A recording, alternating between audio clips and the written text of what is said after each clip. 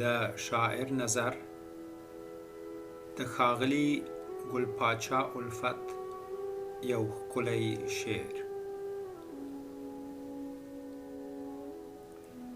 زه پیژنم شاعر دی بل څوک نه دی،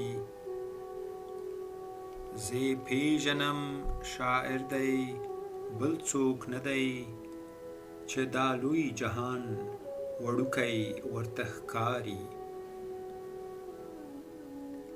د ورېښمو او زربفتو ښایسته ټوکي، د نادان په تن زړوکی ورته ښکاري. طوفاني دریاب ګڼي د مظلوم اوښکې،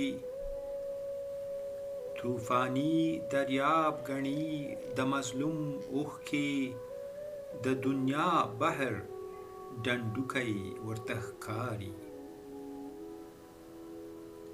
چې خپل نفس نشي وژلی که سل وژني، ناتوانه ویرندوکی ورته ښکاري.